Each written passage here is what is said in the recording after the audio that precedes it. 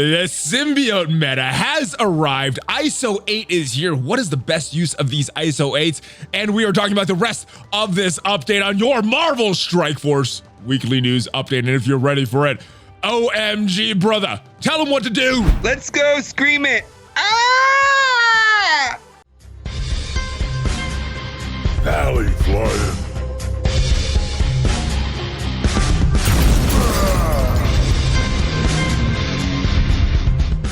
What is up, Valley Maniacs? I am back, ValleyFlyin here. Welcome to ValleyFlyin channel and your Marvel Strike Force weekly news update. I am joined by my brother OhMGee, and we're going to talk about all the good, bad, and ugly from this update and everything else in the past week in Marvel Strike Force. What is up, brother? How are you doing? I'm doing well. I'm pretty thrilled about Symbiotes. I'm warming up to Iso-8, if you will, but overall, it's a success. How's your beta testing been going with this new update? Well, there were some significant bugs with the campaign on Iso-8. We found a workaround within like 10 minutes, and then the developers addressed what the actual problem was. So it was okay. We got through it, but yeah, that was the biggest problem yesterday, frankly. I was expecting a lot more, but considering all the changes, all the things, all the interactions that Iso-8 has, there's a lot of minor things, but only one really major bug, and this is already a workaround, so not that bad. But before we go and talk about all the good and everything with this update, I want to rewind to last week. The Sinister Event ended. The Doctor's Orders milestones. I like this. I know a lot of people like milestones, but a lot of people were upset about this PvP being in there. Some people like myself and you, I know we like PvP, but there's about a half of the community that does not like it, does not like to be forced to play PvP. What would you like to see from milestone events in the future? How do you think they could alleviate some of these PvP issues for people that don't want to play PvP? Well, I want to take a step back and give credit to where credit is due. The rewards were amazing, and that is part of the problem. The rewards are really good, right? Yes. And if you play the game, you get the rewards. And you know, I think players at the beginning of the event had to decide if they cared about the rewards or not. And I think most players easily saw the value. And forced is not the correct word, but people were compelled to play a game mode that they don't enjoy, which is PvP. Yeah. And I would say it's less than half. I would say that it's somewhere between 30–40% of the community actually really likes PvP. The rest, not so much. And because the rewards were so incredible, they were compelled to play this game mode. But, you know, you can get through it in, you know, I would say 45 minutes, and, you know, and I think the rewards there were fine. But having a system that requires drafting and is time consuming when it's not actually playing the game and you're just drafting was what the biggest source of frustration, I believe. They need to speed up the drafting process, to streamline it. And, you know, I think they need to do something to make that PvP important. And I think because first of all, I think it's an amazing game mode. I'm really glad that we have it in the game. Agreed. But if there's no rewards attached to it, then what's the point? And so they need to do something with it. But I'm just afraid that there was a large chunk of people. You know, there were times where I go out on Reddit and there'd be 10 posts and 6 of them were complaining about how much they hated PvP. I mean, I did see that quite a bit. Yeah, I saw that as well. I was like, I kind of like this. I like the draft, but it does take a long time. It does grind a lot. And we did get some information about auto blitzing coming in December, which should eliminate a lot of the time spent in blitz. Do you think with the auto sim and blitz coming to the game in December, if they redid these PvP rewards, do you think people would be a little happier with it because they don't have this grind as much in Blitz? They could grind in PvP, or do you think they're just not liking this game mode? Do you think it's about the time, or is it about the game mode itself? Well, first of all, PvP is a player versus player experience. I was called PvP. Oh, that's stupid to say that, but there are games that are completely about that. Yeah. And then this game has not been about that. So I think there's a certain player that enjoys that more than others. And this game has not been about the direct competition. And I think that there's probably a lot of people that have been drawn to this game because it was a hero collector. It's about building up characters and upgrading your roster and playing with characters you enjoy, coming up with strategies and able to approach certain battles that were basically the AI was the attraction for a lot of people to this game, which is a different. Some people just despise PvP, right? And I think part of it is that. But I think a larger part of it was the draft. The draft is just time consuming. People don't enjoy it. Some people don't like baseball. Baseball is about pitching. And if you don't want to watch a pitching game, then you're not going to like baseball, you know? And so I think PvP is about the draft. The battles are won and lost in the draft. And if you don't like the draft, you're not going to like PvP. Yeah. You know, so that's the way it goes. Maybe that's why I like PvP. I like the draft. I like to, can I fake out this opponent to do this? Can I make him pick this? And I like kind of some of the strategy in the draft. The battles go really quick, but the draft, it does take a while. But this is the most polarizing thing I've ever seen. People hate the PvP. I mean, we're talking, I think it's as high as 60, 70%. I mean, people really, really don't like it. So I'm not going to fight that just because I like it and I get it and it's fine. But boy, people, I think compelling people to play a game mode that they don't like is not a good thing. So I think there needs to be some sort of rewards. Like I always felt like Blitz was optional, right? Yeah. Like Blitz is a game mode that I know you like. I never did. I like the rewards, and I don't mind the grind as much, but I wouldn't, at this point, blitzing for over 2 years now, I don't know if I would go back and say I like it, but I do like the rewards, and I do it for the rewards. But Blitz is optional, right? It is. I don't need the rewards. You don't need to do it.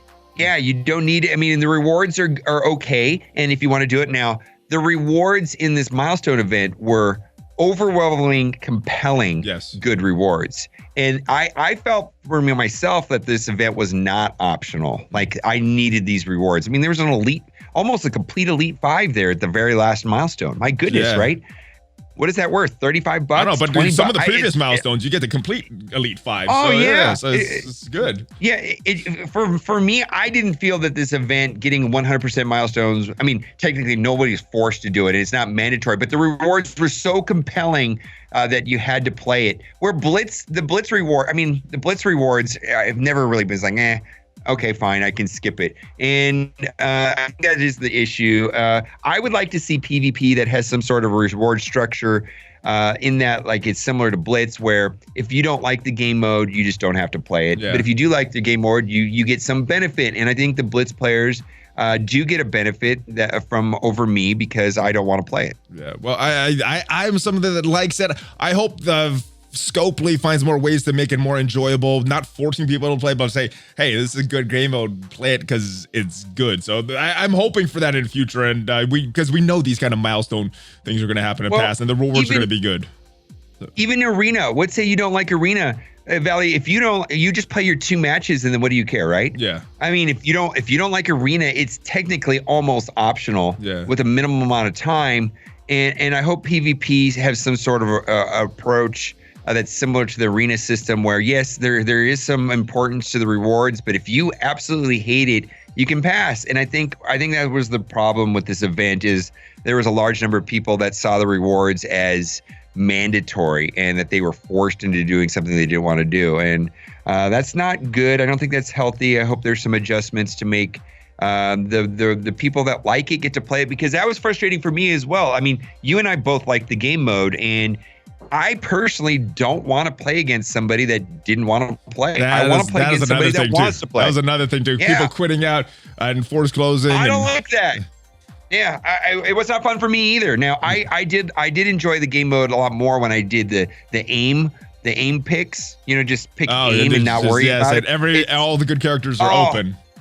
Yeah, it made drafting so much simpler, so much faster. It actually made me have to understand counters against Phoenix and Ultron, and you have to actually play differently, and I enjoyed that a lot more myself. I did as well. Well, we might be in the minority here, but there's a lot of excitement about what is happening right now in the game. Let's move on to what we saw yesterday, the reveal of Anti-Venom. I think this is the thing that got most people excited. This kit is very, very strong.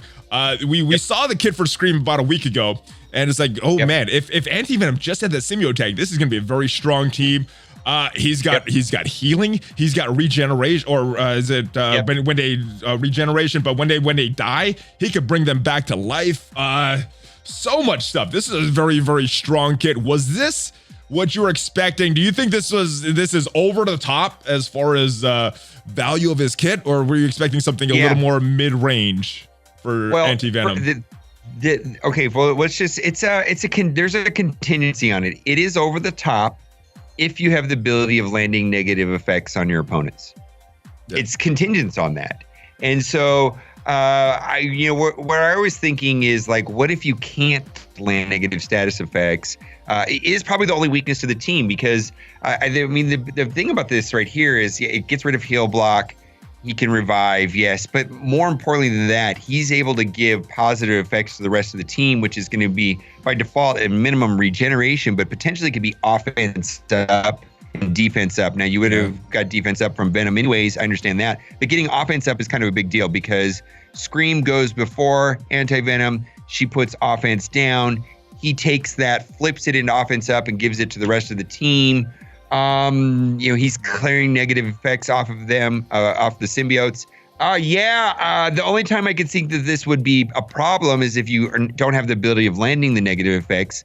If you get stuck behind an ultra high resistant tank, like a Colossus, a taunting Colossus or something, then what do? You're not getting the negative effects. The symbiotes seem to be dependent on landing and spreading negative effects, and then Anti-Venom takes those negative effects and converts them into positive for himself, and so on. But other than that, it's crazy, right? It's super crazy. It is absolutely insane. I think this team is gonna walk over 99% of the teams out there, and the one little tiny scenario that I just suggested right there is probably not going to happen that often, frankly. I mean, it's bonkers. It looks absolutely broken. It'll dominate it for sure. I definitely think. I mean, we were talking about this a couple weeks ago. What does the symbiote team need? What would make them over the top? And pretty much everything was addressed except what you just mentioned, a high resistance taunt. Everything else, they have a way to deal with it, except for that high resistance taunt. So looking very strong, and as long as you don't run into like a Colossus or a Juggernaut, they should dominate. But let's talk about the new member of the team that is in the game right now, Scream. Woo, baby. This is a very strong character. What are your thoughts on it? Firsthand, you got to play with Scream. Satisfied? Is this better than what you thought? Is this not as good as what you thought? What are your thoughts on Scream right now? Well, the problem, I played her in U7.5, and as you know, there are certain characters that the other team has. If they don't have offense down and you don't have defense up, sometimes they one-shot characters, which fits perfectly if Anti-Venom was on the team, because he would be reviving, and then also keeping some of the status effects going and persisting the other ones on the other side. So I did have situations where a couple of my times my characters got one shot, but overall is like, wow. What was blowing my mind the most was the speed up coupled with Carnage's passive giving turn meter.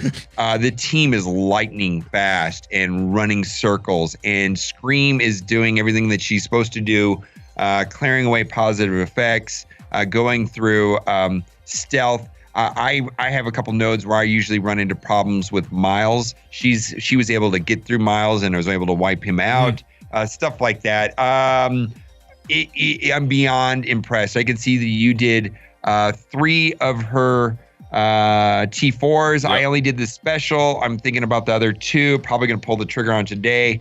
But yes, I'm impressed. I'm hyped. Without a doubt, I'm convinced that symbiotes are going to be dominant in U7. Yes, agreed. The end, not a problem. It is what it is. The best. It's amazing. It's a lot of fun. It's fun to play too. They are. All those negative, you see, just looking at all the negative effects on that enemy team, like, oh my goodness, how are they going to come back from this? Obviously, the best 5th is going to be Anti-Venom, but who are you finding the most success with as the 5th of this team? All right, so I did have some problems on the later nodes of 7.5, and I'll probably have to make some videos about it. So I'll tell you what I did do. I did try Emma. I did try Minerva. I did try Hela. And I ended up going back to Yo-Yo and Black Bolt and pulling Venom off the team. So I did try a bunch of things. I only got to play a couple nodes, and I'm probably gonna have to do more testing today. But overall, I'm beyond impressed. So the team you're finding most success with is kind of like that old Symbiote team, but without Shuri. Yes. So Carnage, Symbiote, Spider-Man, Scream in place of Shuri, and then Yo-Yo, Black Bolt. Yep. Okay, I haven't tried that team, but that is my next team that I'm trying in Ultimate 7, brother. Right, well, and because several of the symbiotes I'm using the healer Iso-8, they're actually passively healing small amounts to Yo-Yo and Black Bolt. Because that was the problem with the team, is that Yo-Yo and Black Bolt didn't have a way of healing, and now having a healer is not as important. And they have defense up and evasion all the time, and then Yo-Yo evades anyways on her own.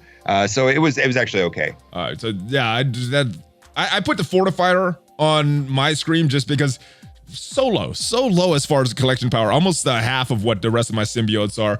So I just put that on there to get a little extra, but that makes sense with the team that you're using, because I did notice that as well, because I ran that similar team before these guys came out, and Yo-Yo, especially Yo-Yo, Black Bolt not as bad, but Yo-Yo needs some healing. And then when you're not with Shuri on that team, you're gonna need somebody. So that makes sense for the Iso-8 for this character. All right, now she is coming in an event. Let's go to the event campaign. It is coming in a few days, 9 days now, and that is when free-to-play players can finally unlock their Scream. Need the Metamorphosis tag. How excited for this event are you? Because where's your Scream right now? I'm a couple stars short of that 5-star Scream, because I got lucky with it, but I don't have it there yet. I have her at a little higher than you. I have her at like 61,000 right now. Nice. Yes, these are the characters, the guys that you could use in that event. A lot of great characters here, a lot of great options. I don't think anybody mid-game and on will struggle with this. Mainly newer players might have some tough times with it, but a lot of great characters to choose from. You're going to be able to, I think you're just going to be able to drop your symbiotes, your existing symbiotes in there and hit autoplay on this event. These events typically are not challenging for in-game players. They are without a doubt the most free-to-play friendly. Most people, depending on random drops, because sometimes you can drop 24 in the middle. A lot of people are able to say that 4 stars is realistic for most people on this event. Last question about this event. Normally people either just do these nodes or they spend the 50 core refreshes. Is this character so good that you are thinking about doing the 100 core refreshes, or are you going to limit it to just 50? Yeah, that's a great question. I would like to have a 6-star Scream by the time this event is over.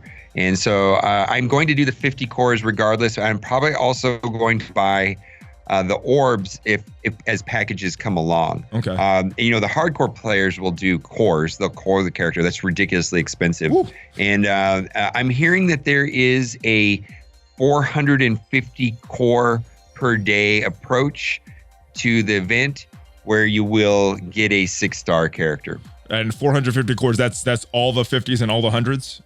Yeah, all the 50s and some of the 100s, yeah. And you're talking 6-star, is that for a free-to-play player starting at 0, or someone that's bought an offer? Free-to-play player is not going to get, free-to-play player, I don't know. I think you have to buy the 2 offers. Okay. So, I mean, it's hard for me to know the free-to-play, but free-to-play, you should be able to get a 4-star. I don't see that being a problem. A lot of, it's random. Those orbs, those orbs do average like 4 point something. Because they just have them on the sides, but then there's usually like a 14% chance you'll get her in the middle. Yeah. And sometimes you get a 24 drop in the middle, which is a 0.05% drop rate. But on average, each one of those orbs that you open up average a little bit more than 4.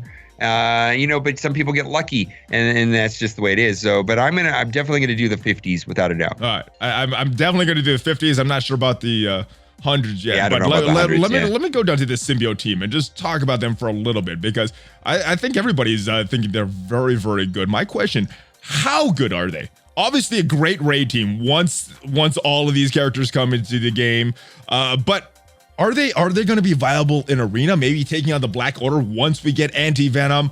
War. What teams are they going to be able to counter? They have a lot of sustainability.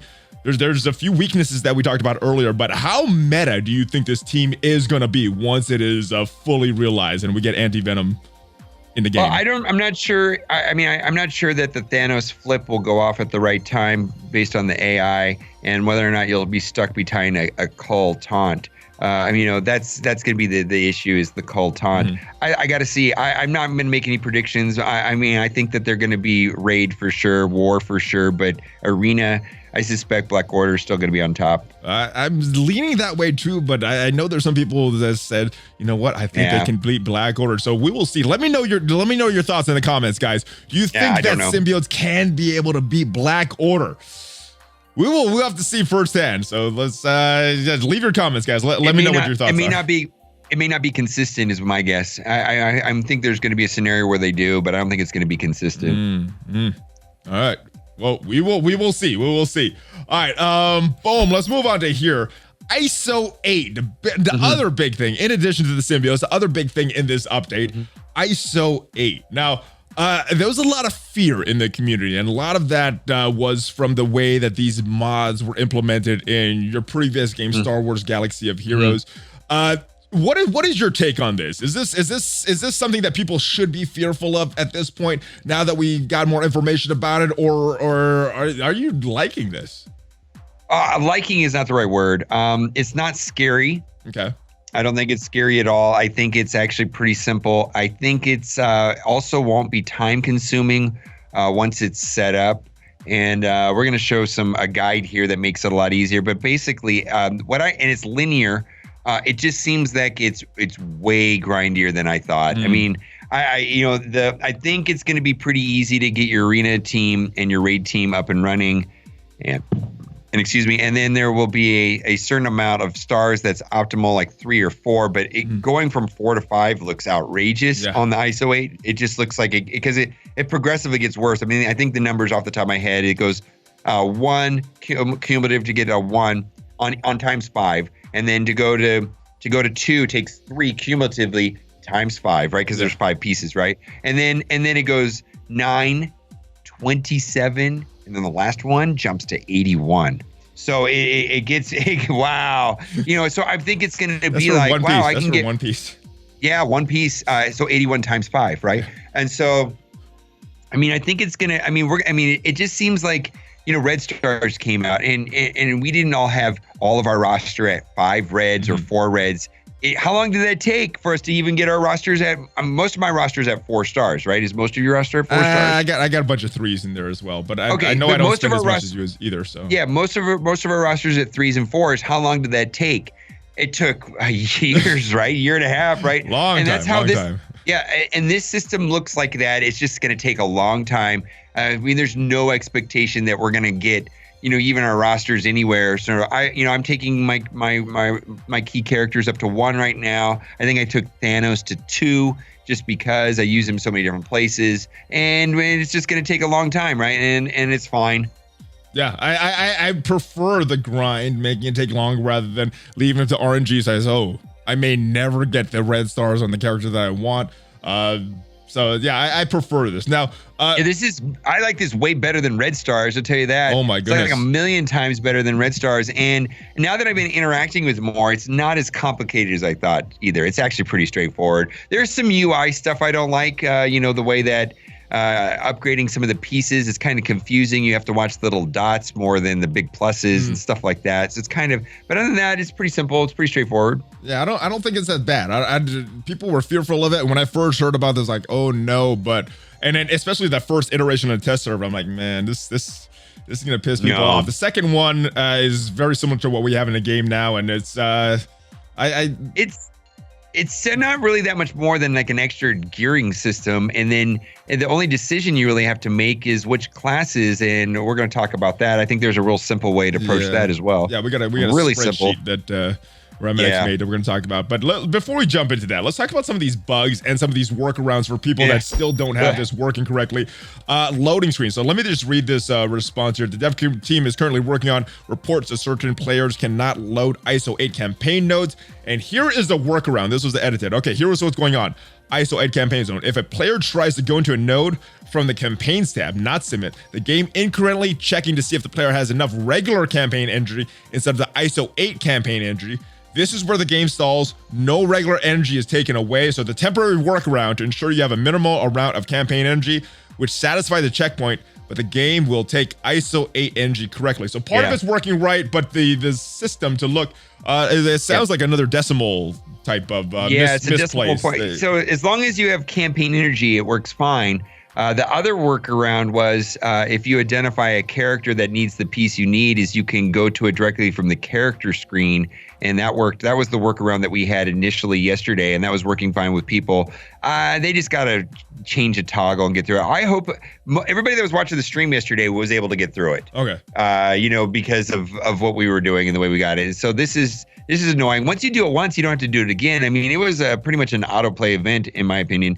I mean, I didn't have any difficulty with it. I went to an auto and I was worried. I was like, oh no, I gotta not do anything. I gotta cross my fingers, not jinx it, hoping to get through. I didn't know what this problem was. I just know that people were having problems on all devices, but I guess it's the energy thing that was the original problem. It's a bug. Yeah. It's a bug. I mean, it's the amount of bugs in this game is just unbelievable. I'm almost like desensitized to it at this point, where clearly there were bugs yesterday, right? Yeah. But none of them were like catastrophic, and I'm like, what world are we just like okay with this? I hope that doesn't become a thing where our expectations are so low. I don't know. But anyways, I'm looking at a lot of games and people are complaining about bugs. I'm just wondering, maybe games are getting so complicated that is the thing, or maybe all devs are just rushing to get content out because it's so competitive now. It seems like they have a massive deadlines and they're working off efficiency and they're pushing stuff out quickly, and I don't know, man. And not checking, double checking, triple checking. I'm not used to this. Works. I'm not used to this, man. Yeah, me either. But let me go back to the ISO-8. Bugs aside, we talked about the grindiness a little. Do you like this? Do you think this grind is enough? Do you think this is too little grind, or do you think this is just enough grind for considering what the ISO-8 has the capability to do, transforming your teams? Well, I mean, I think it's gonna be to be determined. I mean, if I need to see how important it is to get them up to 3, 4, 5 on the ISO-8. And if it becomes such a big deal and very grindy at the end, I mean, I may hate this 6 months from now, but right now it seems fine. Yeah, I mean, some of their skills change. Once you go up to the level 4, they get some pretty big increases. Level 5, you get some pretty big increases on certain of those character. What is that? The skirmish or raider? What the classes? Well, I'll tell you this. I mean, it's a huge. If you want to be first on this, there's a huge premium you're gonna have to pay because there's an event starting in 2 days. And you know, really right now we're limited to the ways that we can get that by spending campaign energy or buying the packs. But then there's going to be an event starting in the next, I believe, in 3 days, 2 days, depending when this video goes out, but probably 2 days from now. Yeah. So yeah, this is a good thing. Last question before we move on from ISO-8. Do you have any full teams yet? And if so, which teams have you put it on? And so I bought the 50 pack yesterday, and then I also did refreshes up to through the 100s both yesterday and today. And I don't know, man, I've got a lot of characters done. I don't know, 20 characters at least level 1. Maybe more, maybe 25. I have to go back. I haven't added it up, but it seems like I've gone through most of my G14s. Like I know I did probably three quarters of my 14s already. Okay. So I don't know how many 14s you have. Huh? I got four. I didn't do this. I didn't spend any energy. Did you do the 50s? Did you do the 50s? I did it today. I didn't do it yesterday because I was having some issues with my eye. I just went to sleep because I didn't want to be looking at a screen. But people that did the 50s yesterday had 5, and then the people that did the 100s had 9 as of yesterday afternoon. So it's the math is uncertain. I mean, I'm just going at it, but it doesn't seem that bad. I'm actually, I had more fear about this 2 days ago than I do today. I'm feeling good about it. Yeah, I like it. I like it. And hopefully that doesn't change. Hopefully I continue to like it. Like you said, 6 months down the road. Hopefully it's like, I don't get sick of it. I'm like, oh. I mean, we'll see how painful it is to go from 4 to 5 and how important it is to go from 4 to 5. That's the thing. How important is it? Because I know it's going to be painful as far as a grind. Is it necessary? That's the question. Well, I mean, like going to, the difference between 13 and 14 was so huge. Is it going to be like that, or is it going to be like going from 12 to 13, where it wasn't that big of a deal? We'll see. We'll see. We'll let the whales test it out, and we'll base it off of their recommendations. This is a sheet that Remanx and a few other people put together, and these are just some recommendations for ISO-8. Top characters here that he's recommending putting the ISO-8 in first: Ebony Maw, Black Bolt, Symbiote, Spider-Man, Emma Frost, Phoenix. Oh, slide over to the right. Show the good part. The right. Keep going. Keep going. I gotta expand this. I gotta expand this. Yeah, that's the whole point. There we go. Yeah. So here's the thing. ISO-8 has been out for a day, less than 24 hours. Maybe at the time of recording this, exactly 24 hours. And so a lot of people say, I took up my symbiotes up to ISO 1, and now I have to pick a class. What should I do? Should I do skirmisher, healer, whatever? And my answer is, well, use this list. This list was created by Remanx and a lot of the people that are deep heavy into the theory crafting the game. It was kind of like a committee style. And for me right now, I'm trusting their recommendations. And it doesn't really matter because it's really easy to toggle. If this week it's healer, next week it's skirmisher, it does not matter because it's super easy to toggle between the two. Yeah. And you can actually initially take a quick look at this list and say, oh, I see why they did that, and agree, and then do it that way yourself. And if you don't like it, you can change it. But for me, this is a huge time saver because they've done a lot of thinking about each character and which of the ISO-8 class affects each character the most and what gives the most optimal. And I'm currently just following their suggestions. Yeah, I'm following this. I'm going to follow this. You just sent this to me. I'm just going to go Ebony Maw. I'm just going to upgrade these characters. Well, like I'm looking at it right now. Ebony Maw yesterday was healer. Now they've got it skirmisher. So it keeps changing because it's a fluid list that they're updating based on the committee that's been put together. Be sure to check out Remanx on Twitch. Yes. Because that's where they do a lot of this. Well, the good thing, like you said, it's super easy to switch. So if tomorrow he's back to healer, very simple to switch and doesn't cost too much resources. It's all about those initial ISO-8s that you're putting in the characters, which is why I think getting the characters matters. And then you can freely switch between what class you need that character as, Yeah, I mean, if you took a character to 14, it means that you saw some benefit in that character. There's probably the same characters that you're gonna want to put your ISO-8 on first. Yes. And hopefully that is your raid, Dark Dimension 3 / arena team, right? I mean, it's going to be that level of importance, whatever you're using for there. And that makes sense. And so that's also on this list is they've got the characters categories or level of importance.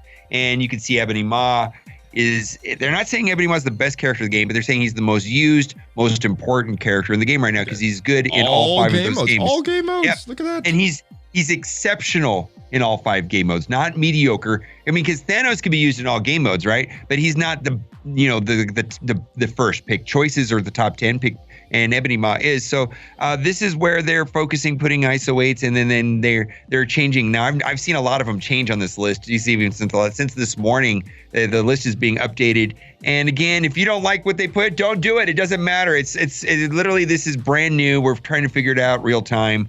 And it is what it is at this time. And this list may even change a bunch while I am editing this video. So the link will be down below, guys. If you want to see the updated version of this, Remanx and those guys are constantly upgrading this list. So good stuff from them for this one. She-Hulk coming to the game. Fantastic Four is the new other new character coming in this update, and the team shifting Fantastic Four from a war offense to war defense. Now the community didn't really seem that excited about it, and granted, it is a war D character, and war defense is not that exciting for me because you don't even get to use these characters. You see their stats in your war. Are you expecting to use this Fantastic Four team in any other game modes outside of war defense, She-Hulk, any other viability, or just war defense? Is that all she's going to be for you and this team is going to be for you right now? Just war defense. Well, the reason I say that is because the footage that we were sent was this team in raids, and my question was, were they just not playing a war and we didn't get war footage, or is that kind of a hint that we're supposed to be using this team in raids? Maybe if you don't get the symbiotes, this could be a backup team. Do you see any viability for this team in raids? I have no confidence that the footage was implying anything at all. It was just random. Yes. I have no confidence that the person that put the footage together was trying to show us anything at all. I think I had nothing. I saw the speed on She-Hulk, which is what, 88? And I was like, oh, okay. Now her kit looks like it's going to be, so you and I are going to have fun playing against other people's She-Hulk. That's what it's going to come down to. Like, this team is going to be, all right, get your She-Hulk up and running, upgrade her a little bit. Maybe make her 4/4, level 72, 6664, maybe, I don't know, just gear tier 11, throw her on defense, whatever it is, right? I'm sure certain people are going to do higher, but we're just going to throw her on defense with Fantastic Four, rip Namor out, and you're going to have to deal with it just like we have to deal with Red Skull, Taskmaster. It's the same thing. We're going to have fun playing against other people's She-Hulk. I think you're being very loose with the word fun. I think we're going to be playing against other people. She-Hulk. I find it fun. I have fun destroying people's Red Skulls. You have to think about it. Okay. I have fun defeating other people's mercenaries. You have to think about it. I mean, those are contrived defensive war teams, right? They are contrived defensive war teams. Yes. This is now a contrived defensive war team. It is what it is. It might slow war down a little bit. We'll see. I'm not really a fan of the 10-hour wars. Have you had a 10-hour war? I'm not a fan. I wouldn't mind if it was slower myself. I wouldn't either. And so war is not my favorite game mode. So. Okay, I enjoy war. War characters are not super exciting for me. No, there's little to no interest on this. I mean, this is literally just a character that we're gonna it's like it's not much. It's probably even less interesting than even Red Skull or Taskmaster. It's on the same level of interest as far as I'm concerned. At least those characters got some use in PvP. Well, those characters made other characters better. This is taking characters that were viable and shifting them. It's not as really exciting as Taskmaster and Red Skull. So. Yeah. This is not. I don't know what they were doing here. I really would have thought that they would have continued doing the same path of minions on defense and war, and minions kind of seem to be defensive teams on war. I mean, kind of makes sense thematically. I really thought they would have went like Taserface and then at least the only good thing about this is at least I'm not having to upgrade. There wasn't there's someday there's probably going to be a Ravager rework, but then I have to actually upgrade those characters. Or at least these are characters already upgraded. That are just going to be shifted. And I guess you don't have, I actually don't know if most alliances should even do this. I think most alliances are focusing too much on defense when they should be focusing on offense. Maybe this is the team that should stay on offense. You know what I mean? And maybe, you know what I mean? I don't even know because if you're not getting close to defeating your opponent, then maybe you had too strong of a defense, and so there's some decisions that need to be made individually on the alliance level on whether or not this is something that'd be. I could tell you for our alliance, we're going to be putting them on defense. Okay. I'm not sure what our alliance is doing. I haven't checked it with them yet, but gotta say. Well, I mean, they haven't told me that officially, but logically, that's what we're going to do. You know what I mean? I'm guessing that's what we're going to do. That's the way it looks like logically. Anyways. Sweet. Yeah. Sweet. All right. So moving on from probably the most exciting thing in this patch, this She-Hulk coming to the game. Let's talk about this Doom influence. Now, we saw this in the blog post. Some characters getting shifted around. Captain Marvel becoming farmable. And the question is, how long? This was supposed to be a limited event. Take advantage of the Doom influence while you can. But boom, we got to this in the game yesterday, and you can't see it because I'm covering it. But 91 days. Captain Marvel farmable for 91 more days. My goodness. Were you expecting this event lasting this long? I have no idea what they're doing this event. I mean, I think they wanted to have some sort of flexibility on where they're going to put the character nodes. I just assumed that they were repositioning these characters around so that they could retract it without anybody complaining. Is kind of the way I looked at it. And that they actually put an actual time frame on it. Oh, okay, cool. I don't think that this 91 days has anything to do with Dark Dimension 4, though. No, they said it does. It has all to do. I mean, they even have his Dr. Doom's name in it. No, but I don't think Dr. Doom is showing up in 91 days. I think it's coming before that. Yeah, I think it's coming either next month or the month after. Yeah, so that's what I'm saying. Some people are saying, do you think that this means that in 91 days exactly DD4 is launching? Is like, I think it's coming way before that. I think it's coming a month from now or 6 weeks from now. Yeah, I was expecting in this patch, but so maybe it gets moved on to the next patch, or maybe at the end, towards the end of this patch. Who knows? Do you think this is, with these changes, let's go back to these changes, these characters moving around. Do you think that this is more beneficial for new players, especially with this Captain Marvel here? Or do you think this hurts new players by shifting around some of these characters? I actually don't know because I don't have any firsthand information on this because I have every single one of these characters maxed out, so I don't know. Let's put it in the chat. Let's put it in the chat. Newer players, are you happy with this or not happy with this?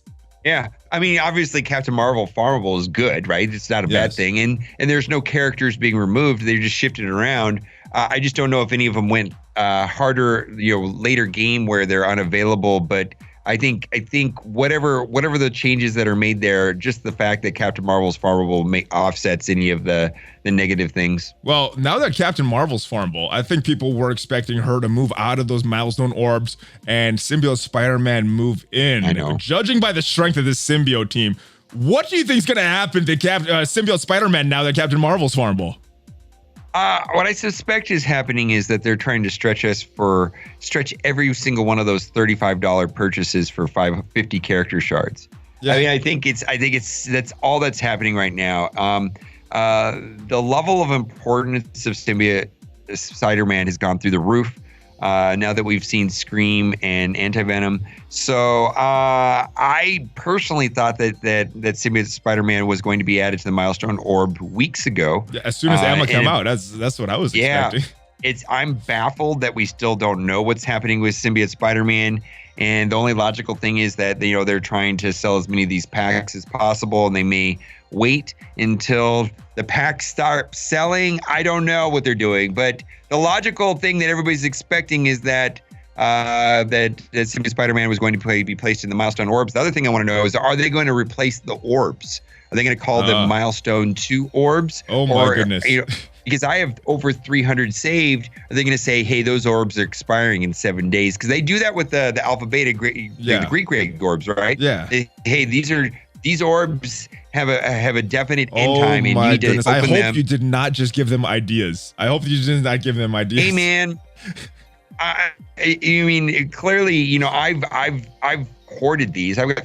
But there's somebody that didn't, and so for every person that hoarded would be upset with this, and probably every person that didn't hoard would be. So we'll see. We will. All right, let's get back to this event screen right here, because there used to be another event here that is missing now.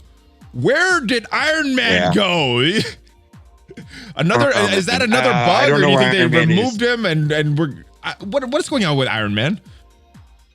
I don't know. I sent that yesterday, and he had some sort of, he went, oh no, but I didn't hear back, so I have no idea what's going on.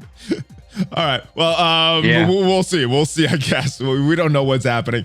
Let's go back to the blog post with this. We got a couple events coming up this week. Phoenix Rising, usually those happen on Mondays, so I'm expecting that Monday, so players that don't have Phoenix unlocked, get your villain Mystic controllers ready, guys, because she is a very good character. We're expecting, and then Star-Lord 2 weeks after her is my guess. Yeah, so that's kind of the rotation. So get all your characters, get your Guardians, get your hero villain mystic villain mystic controllers.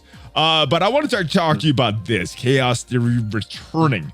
It comes back the first Saturday of the month, and every time this comes back, I'm wondering, what are you doing with your promotion credits, your silvers, your golds? What are you going to do this Friday? Or nothing? All right, so my focus last month was Emma Marauders and getting them up to some sort of level where they're a little bit scary on defense and war. So I've been focusing on Strife now. Where I'm at now is that X-Force is farmable, and so now I'm looking into X-Force. So probably these promotion credits will go into characters like Teenage Warhead, and X-23. Okay. I might just save mine till those symbiotes pop up in the store, and hopefully I get some more red stars on those guys. But let me know in the comments, what are you guys gonna do with your promotion credits from this event? A specific character, or are you gonna save it? Let's move on. That being said, I believe people should be doing. That's because I've already done Black Order in my raid teams. Those teams are done. I think the correct answer for most people is spend promotion credits only in a team and or your U7 team. Yeah.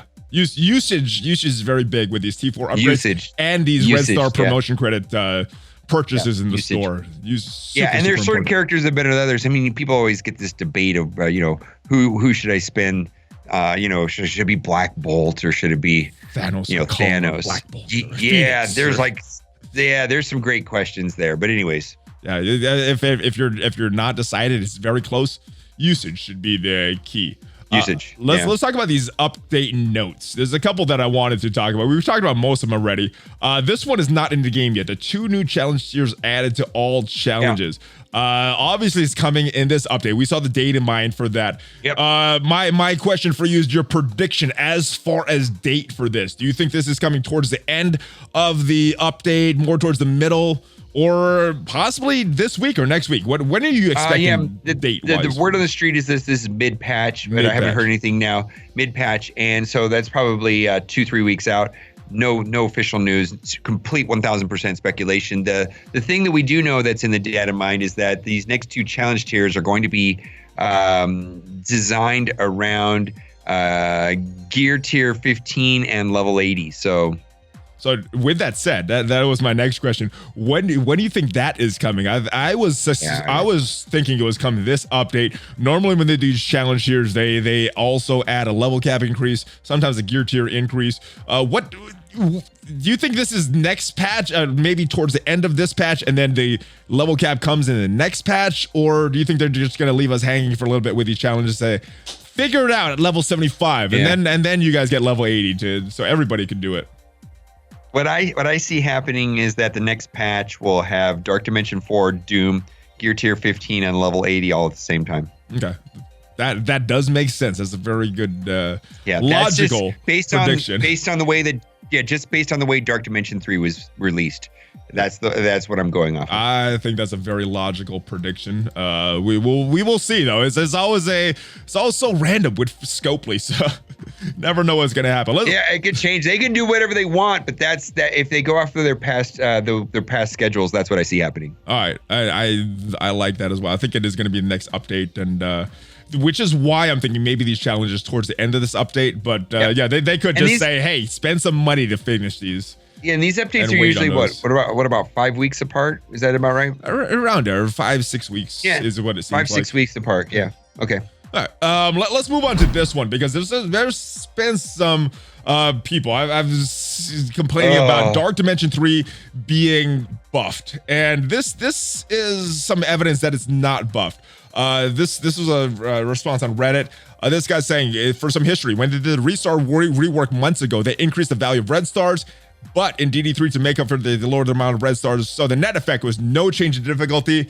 The power levels were unchanged in battle, which was correct. The power levels on the map were lowered, which happened. So the total, basically it's a visual bug is what this is all saying. It was a correction to a visual bug. Yeah, and then if we go back to Cerebro's post from 5 months ago, the DD3 power levels, we saw these same kind of visual bugs when they reworked the red stars. So I think it is just visual bugs. I don't have evidence either way, but this post does make sense. And I haven't seen too much people complaining about the nodes itself. Just when you look at the starting screen, like, oh, those enemies have a lot more health. Well, what a lot of people were assuming, what the initial posts that came out on Reddit were saying is that, oh, this XYZ node used to be 4.5 million, now it's 5.8 million, whatever the numbers are. And they did that just to screw us over because of Iso-8. And then the top comment usually states, no, all they did is that the characters are the same. It's just that the numbers were never right on the initial loading screen before you go into battle. Yeah. And so I want to see, right now I haven't heard any confirmation that it's more difficult. In fact, we'll probably get confirmation here shortly whether or not Iso-8 is making it easy or not. Yeah. So we'll see. Have you been into Dark Dimension 3 since the update? No. I have not either, so I don't have any firsthand experience with this. But I don't know if you'll be able to tell even, because it's so hard that it may not make a difference. Like a couple extra points of power. I'm not sure how much this initial round of Iso-8 is going to make a difference on the Dark Dimension 3 either. Yeah. That is not fun. The first run of Dark Dimension 3 was probably one of my least fun experiences in video game. Second run, once we had the correct characters, once I had the correct characters, took less than a month, and that was a better experience. But the first run, it was just not fun at all. Where are you at on that? I just got into global of the second run. And it's going a lot faster though, right? I mean, it's kind of like you know what to expect. Faster. You have we have more characters to characters choose from. I've gotten other characters up since then, you know. Yeah. My first run, I was just, this one's gonna be quick. Let me get this character up. Now I have a bigger roster. 30 seconds a day. Oh, my characters got deleted. Okay, I'm done. Let's come back tomorrow. Yeah. Now I got options, so that's good. So let us know, guys, if you have any type of evidence either way on this. Let me know and we'll pass it on to the devs. But let's move on to some other bugs that were discussed. They fixed a bunch of them. A lot of these at the top were bugs that were caused in the last patch, and it took them a full patch to get rid of them. A lot of them with the save squad filters and stuff. I do want to point out this one right here, the text clarification on Symbiote Spider-Man's level 6 basic quick strike. It applies defense down for 2 turns. The combat behavior is correct and remains unchanged, which makes me wonder, is this still worth that T4 in that basic? What it's actually adding is not defense down for 2 turns for everybody, just for the secondary targets. It's already doing that for the primary targets. I have mixed feelings about this because, of course, I knew about this. We knew. How long have we known about this? I've known about this for like a month.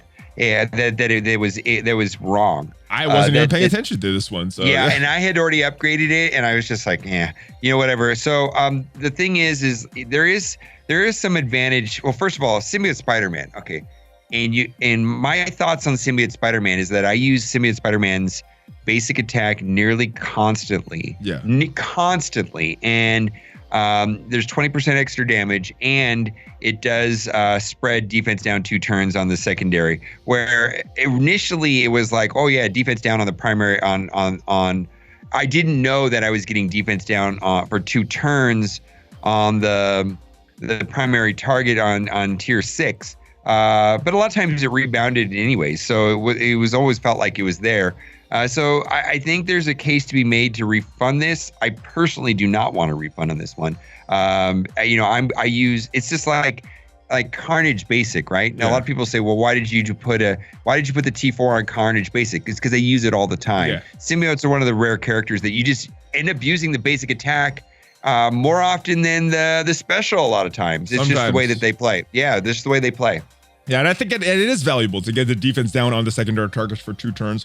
I'm not going to ask for a refund. It is disappointing. It's not what I invested in, but I don't think, for me at least, it's not worth it to ask for that refund.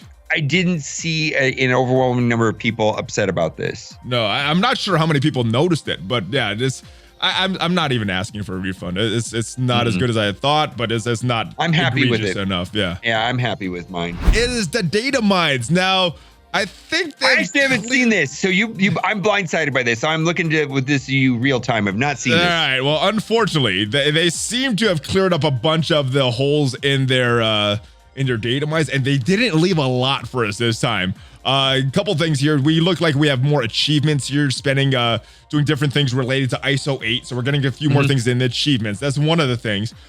We got this down here with some blitzes that's going on for some. Actually, no, these actually happened. Here we are.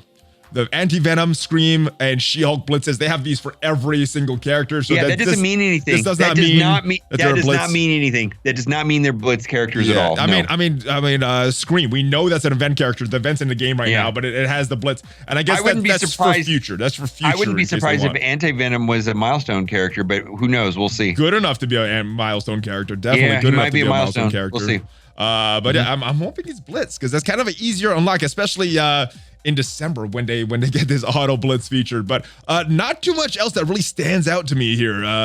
Anything that you're seeing as I'm scrolling through this is I'm trying to scroll slowly, but there's nothing really that's standing out That's at the all. funny thing you said is I looked through the Datamine yesterday and I didn't see anything. And when you showed me this right now, I was like, oh, did I miss something? No, I saw nothing. Okay. I think they're kind of clearing up what they're releasing in Datamines, and we're not getting as much information.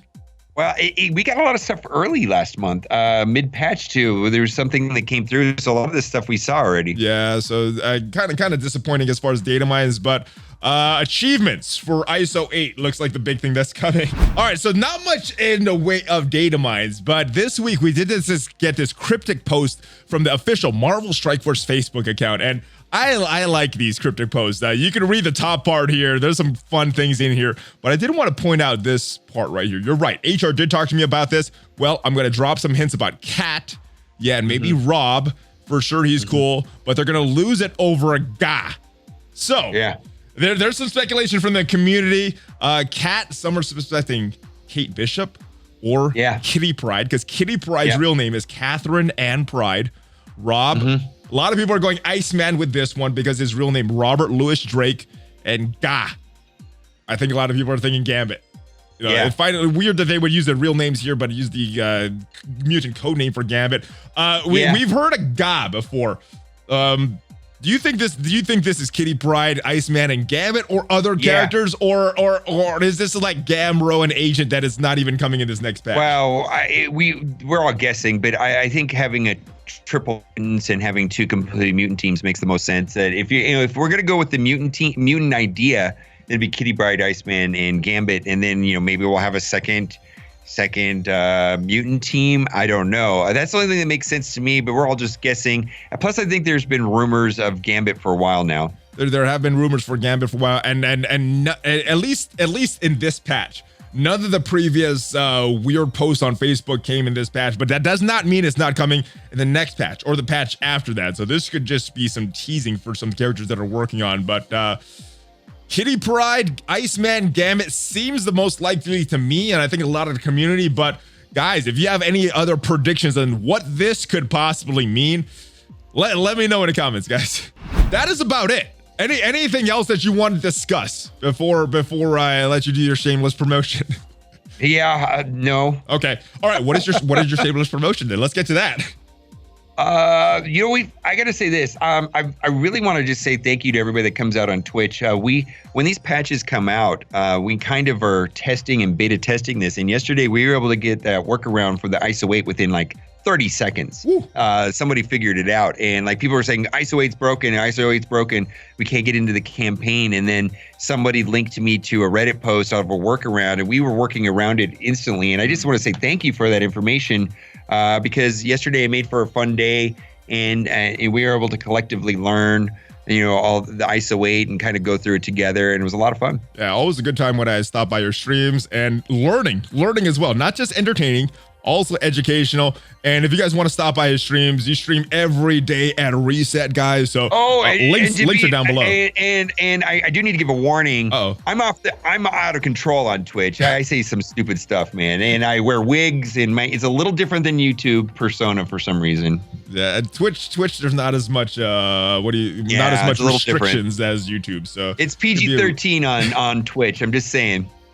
Cool. Well, check them out, guys. Get your filters on. Maybe you don't want to bring your young kids to the stream, but you will find it very entertaining. My 13-year-old was there. Huh? My 13-year-old was there yesterday. 13 is above PG-13, so it's good. Yeah, she's 13. I don't know. I know she watches my stream, so I kind of according to that too as well. Nice. So thank you, guys. Make sure you check out more OhEmGee, MobileGamer, whatever your name is today. I'm gonna have to change it to MobileGamer. It's so confusing. All right, brother. Thank you guys for watching. Hopefully you guys enjoyed this. We do a news video every single week, so make sure you subscribe. At least 4 Marvel Strike Force videos per week on this channel, and lately it's been a lot more than that, sometimes close to 4 per day. So subscribe, smash that like button, and all that good stuff, guys. Check out some of the sponsors, the links down below. They support the channel, so hopefully you support them, and I will see you guys next time. I stream every morning until this, at least when this eye thing clears up, guys. So Hulk fist bump, OhEmGee. I will see you next time, brother. ValleyFlyin, OhEmGee, out.